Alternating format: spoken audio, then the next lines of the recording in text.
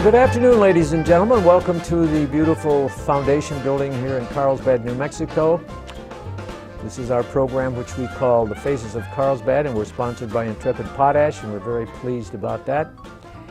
And this is a program in which you will meet people that you might know, people that you have never met before, but by the time we're finished with this beautiful crucifixion, you will get to know them. Anyway, today we're pleased to be with a very lovely lady whose name is Shaye Coats. Shaye, welcome to Channel 23. Thank you so much. And we have a lot of things to talk about. Let's go back into your early years, your grandparents, and Yes. Where did your family originate in Europe? I guess it came from Europe, or maybe Indians. A little bit of both, to be bit. honest with you. Yeah. Depends on which side of the family you're talking about. So I know my mother's family, years before, of course, the spelling of their name changed. It was Richborg at one time, and her maiden name, and it has been changed over the years to Richburg. So, and then... Was that basically Norwegian or Swedish or Danish?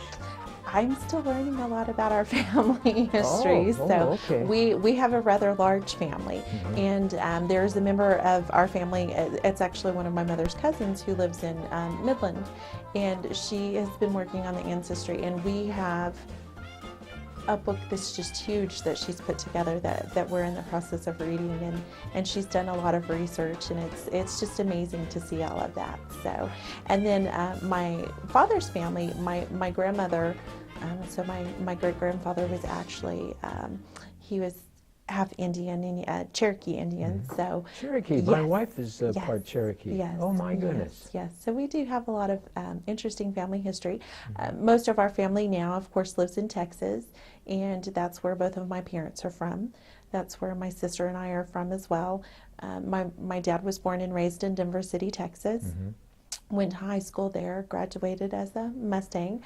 My mother was born in Texas in a small town called Lorain, Texas, and then she went to school, and they moved around a little bit. My grandfather was a traveling welder, so she ended up graduating in Roswell at Goddard High School. Oh, Goddard High School. Yes, yes. So, and a couple of my uncles actually still live in Roswell, and they both have businesses there. So, Wow. so yeah. You mentioned Odessa. My daughter Kathy lives in Odessa. I always like going down there, my wife and I. But I really, because she's so nice, she drives us over to Midland Yes. to Barnes & Noble, and I love books. Yes. And they have a wonderful Barnes & Noble store there. They do. While I go in and read books for 4.5 to 5 hours, they go shopping. Yes, and you know, Midland is a nice community as well as Odessa, and from being there when I was a kid to going back and visiting now, both communities have grown so much. I know it. You know, I know with the oil field in the Permian Basin has just expanded those communities to where if you go down 191 or even 80, it seems like they're going to end up merging into one community. I know it. I was amazed recently when I was over there how the area between the two cities is growing. I couldn't believe it, and the change in the last 10 years. Right, with all the houses that are being built, and they have so many new churches, and they have so many new just industrial buildings along both. I mean, normally it was like Business 20 that you would see that growth, but I know that 191 has had a lot of growth as well, and a lot of building that they're building along that A lot highway. of beautiful hotels. And it is. it's amazing. It's It is. amazing. It is. So you graduated from Carlsbad High School? I did. We moved over here when I was about 5. I went to school at Monterey, and then we moved back to Odessa for a short period of time, and then my dad was transferred back to Carlsbad, and I went to school at Sunset, which is where both of my kids have gone to school. Now wait a minute. And Stop right there. Did you say Sunset School? I did. When I came here many eons ago, the first school I taught at was at Sunset. Was it? And in those days, we had football for elementary kids. And I asked the team, how many games have you won? How many games did you win last year? And one of the boys said, we didn't win any. And I said, well, things are going to change. We're changing our name to the Sunset Sun Devils. Oh. Of course, that probably wasn't the right name to pick, but next year we won 1 game. And from that point on, we would win 4 to 5 games a year, so we felt really good about it. Oh, that's good. Yeah, Sunset, Yes. nice school. Yes, Mr. Brown at the time, Pride Brown was my principal. Oh, yeah. Was my sister's principal as well, and then we both graduated from Carlsbad High School. So it's been a few years, but That's that beautiful high school on the hill. it is. It's a beautiful campus. It really is. Unless it's raining or snowing, which isn't that often here, but No, we're very lucky, very lucky. but it is a beautiful campus. Yeah. It is. So when you got out of college, what did you decide you wanted to do? Most of my life, I've been in banking. For 15 years, I was involved in banking. I worked at Carlsbad National and Western Commerce Bank both as a trust officer. So for many years, I worked with customers, clients, with regards to their estate planning, trusts, conservatorships, even retirement accounts, different things like that. So that gave me the opportunity to meet many people in our community that I don't know that I would have otherwise met. So, but Carlsbad has always been home for my family. I enjoy raising my kids here. It's a wonderful place to have children, and it's a wonderful place for them to go to school. It's a community that is very easy to get involved in. It is a community that, to me, takes care of its community. We have a lot of giving people in this community. We have a lot of people who are willing to support not only particular causes, but just, you know, like in my parents' neighborhood, everybody knows everybody, and they're always looking out for each other. And it's one of those places where you still feel safe for your kids to walk to school and you know, to play in the neighborhood, and that is just very important to me. So Absolutely. Now tell us a little bit about your kids. We'll start with the oldest one. I have a son. His name is DJ. He's 20, and he actually has a son who, my grandson, which is wonderful, of course. He will be 2 in February. So, and he's one of the sweetest little boys that I've ever met. He doesn't talk a lot, but he moves 100 miles an hour and always has a big smile on his face. Oh, that's good. Yes, And your son, what does he do? He works at Blake's, so he's up every morning about 4 o'clock in the morning getting ready to make breakfast burritos and everything else for all the oil field crews that come by, and so he has to rise and shine early. 4 o'clock in the morning? Oh my goodness. Yeah. So he works there, and then I have a son who is 11, and he was 11 in October. He's a 5th grader at Sunset. So he of course thinks he should be in high school. Well, now, naturally, they always and he think should be they do. driving now, Yeah. and I keep telling him all that stuff will come soon enough. So, and he's a very proud uncle. He loves his nephew very much. Good, so, good. yeah. And what about the little one? My little grandbaby, he'll be 2 in February, and he's very active. Not afraid of anything. He's always smiling. He's always just very sweet and very attentive to people around him. So, and loves to play and go outside and runs everywhere. So, and he doesn't think there's anything he can't do. Did you say you have a young daughter? No, just I'm surrounded by boys, 2 boys and then a grandson. Oh my goodness. Yeah. Well, that'll keep you busy for a while. It does, trust me. Yeah, right. It does. Because the little ones can come up with so many interesting things. They do. That you're not even aware of. They do. They do. And then my youngest son, the one who is 11, he actually plays basketball right now through Upward, which is at First Baptist Church. So we just started basketball 2 weeks ago when they had their first game this last Saturday. Do all the churches have a team? Is that how it works? Or? Well, no, they have the organization through First Baptist Church. Of course, anybody is allowed to join. And I'm trying to think through his age group, which is 4th to 6th grade. It's co-ed. I think they have 8 or 9 teams in his age group. So they have little cheerleaders, and then they have, I think they can start as early as 4, actually, through Upward.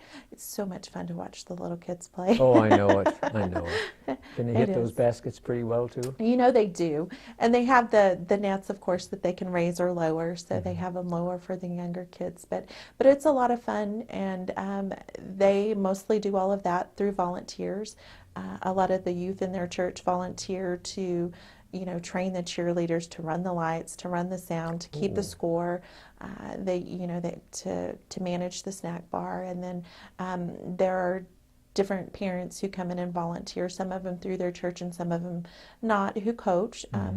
And it's just been a really good experience for him. And they have a small devotional usually during every practice, which it's nice to see the coaches, even talk to them on that level. But and it's nice that the kids, it's co-ed, and there are quite a few girls that play. So yeah, it's That's really interesting. fun. Now, where do they play their games? At the Boys and Girls Club? No, actually, they play at First Baptist Church. Across the street from their church, they have that rather large building, which is the gym inside. Oh, yes. So they use that facility, and that's where they play all of their games. So. I see. I didn't know that. Yeah, it's interesting. Well, that's interesting, is right. So you're pretty busy. I am. Yes, I am, but I like it that way. Well, let me ask you something before we get into what you're doing now. Uh-huh. What do you do in your spare time besides watching the kid, the small boy and your 11-year-old? I don't have a lot of spare time, to be honest with you. I did take the semester of school off. I plan on going back to school next semester. So in my spare time before, that's what I did. I do like to be outdoors, though. We go shooting at the rifle range sometimes. I do like to crochet. I'm learning how to do that. Anything that has to do with flowers or designing, anything like that. I also like to repurpose old things, bottles, make them into lamps, take old wood and make them into shelves, different things like that. So Sounds to me like you're very talented. I try to be. I think so. Sometimes a little better than others, depending upon the project, but I'll at least try it once. Whether I'm successful the first time or not, that's, kind of depends. But it's nice talking to somebody like you, because I can't do anything right. Oh, I'm sure you can. About the only two things I can do that are halfway good are I break codes. I love to break codes. And I can wash dishes. I can wash dishes. I'm not so good at cooking. I can wash dishes. Oh, I can't cook anything. No, it's disgusting. If you want a cake, I can bake you a cake, but that's about as far as my cooking skills go. Oh, you shouldn't have mentioned that, because Mr. Lutman loves cakes. Oh, does he? He would devour one a night if he could. I'll have to make him a cake sometime then. Well, I think he'd be thrilled to death. Now, your job right now is working with United Way, is that it? Yes. I am the new executive director at United Way. I have been there since May of 2013. So I haven't been there that long, but we're just wrapping up our first campaign that I've been involved with through the entire process. So it's been a passion of mine for a long time. When I had moved away to Texas for a couple of years, and when I came back, I went to work for United Way part-time, helping out the executive director at that time. Her name was Lori Roche, and I worked for her for a few months. Of course, being a single parent, I needed to move on to a job that had benefits and was full-time. So at that point in time, my sister actually went to work for Lori Roche as she's the finance manager now, and she's been with United Way for 9 years. And during that time, though, I continued to volunteer with United Way in different capacities, whether it be working Stuff the Bus program, being a division leader during the campaign, volunteering to help out with different things that they would have. My sister would always sign me up to do PSAs for the radio, just different things that they needed help with. So I've always stayed involved with United Way. And then when the opportunity arose to apply for the job, I turned in my letter of interest and resume, and was interviewed by a large panel. And I bet that was exciting, wasn't it? Well, it can be intimidating sometimes when you walk in a room and there's 15 people all standing there looking at you and asking you questions. But it was an interesting process, and it's been a passion of mine always to be involved with United Way.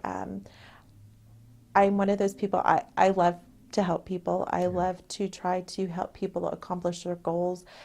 And whether that is raising money to help those organizations or volunteering, I was also involved with United Way a few different ways because I served on the board for AWARE, which was always a United Way partner agency, and I also served on the board at the Eddy County Safe House, Kids Safe House, Oh, yes. which is a United Way partner agency as well. So I kept in contact with the United Way that way too. So we have a lot of wonderful nonprofit organizations within our community, and so I feel like as the executive director of United Way, I actually have a chance to work with more nonprofit agencies. Currently, we have 13 nonprofit agencies that we partner with. We had 14 apply for funding this year, so we are trying to expand that and help out in different ways as well, like with our community impact initiatives that we have. So it is. That has to be a challenge. It is, but it's also very rewarding. I mean, it's very rewarding because there's so many. We don't just do one thing. You know, you get to be involved in so many different organizations and different facets. And we work with the school systems. We work with the Kids Safe House. We work with CASA. We work with literacy. We work with the Boys and Girls Club. My sister and I had so much fun at Thanksgiving. Francine, who is the new director at Francine, very nice lady. Love her, love her, love her. She's wonderful. Yes, she invited us to come to their Thanksgiving dinner. Well, the people who were serving, we wanted, of course, them to sit down and have dinner. So we got up there, and my sister and I were serving, and so much fun. I mean, it's so fun to go see those kids sing, have fun, you know, enjoy their meal, and just to be able to participate in ways like that with our nonprofits too. So. Now, you said you're not a good cook. No. But you were a good server of I food. can serve anything, just don't ask me to cook it or you might starve. How did you miss out on cooking? Did your sister do most of the cooking and your mother? Probably my mom and dad. Oh, My your sister dad. probably cooks better than I do. My dad, if it's anything that he can cook outside on the smoker, on his grill, or even fish, that kind of stuff, yes. Usually, well, on Thanksgiving, I think he cooked 12 different turkeys for different people. He loves to cook too, so if you want your turkey cooked for Thanksgiving, just call him. He'll do it for you. Well, I'm a vegetarian, so I wouldn't eat turkey. But the thing is that the family seems to really pull together. I'm amazed at how wonderful the family sounds. Well, I have always said that I'm very blessed. I have a very amazing family, I think.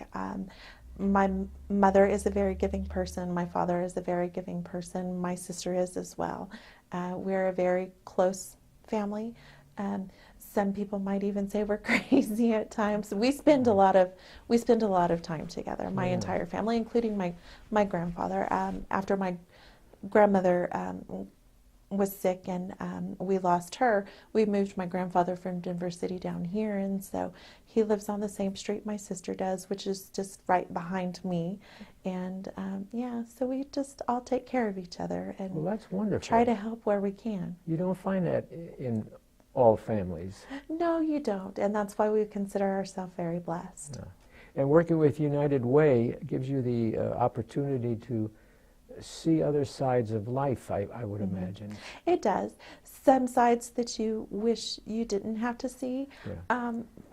But at least you know you're out there trying to help those organizations make a difference, that because there are needs, whether you want to talk about domestic violence or whether you want to talk about child abuse or not, or homelessness for that matter, or hunger.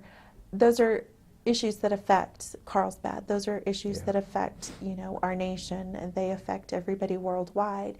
And at least we're trying to work with these other organizations to make a difference in those areas in our community. Because I think as a community, a member of a community, we all have to try to do our part to make the community the best that it can be. And we have an amazing community. We really do. We have so many generous people in this community with their time, with their money. They're just, people never cease to amaze me. Yeah, it's amazing, isn't it? It is. And there are kind things that happen all the time. I cross the street. I do a lot of walking and across the street the other day, and a huge diesel semi-trailer, the guy just stopped and let me cross and waved to me, and I thought, how kind. It makes you feel good when you see people like that. It does. It does. But working with United Way, you also see the other side of life, don't you? You do. I mean, you do. There are a few new initiatives that we're trying to start at United Way. You know, the agencies that we work with, most of them are small agencies on very small budgets, and they do amazing things with what they have. Yeah. So we're even trying to start to where we can help people as well. Like this year, we're going to do something that's called Tax Help New Mexico, which is a free tax service to individuals Oh my. if they make below a certain income level, which is actually $53,000. If they're under the age of 65, if they're over the age of 65, as long as they make under $75,000, we will do their tax returns for them at no charge. They just need to call our office and make an appointment. Wow. And that's just, you know, one of those other ways to, last year the organization as a whole, Tax Help New Mexico, helped bring back over $19 million in the economy in the state of New Mexico. So just different things like that to try to help, you know, the residents of South Eddy County, because, and I think they estimated that they saved like $250,000 for those people that they helped in fees that they would have had to have paid to get their tax returns filed. So, My goodness.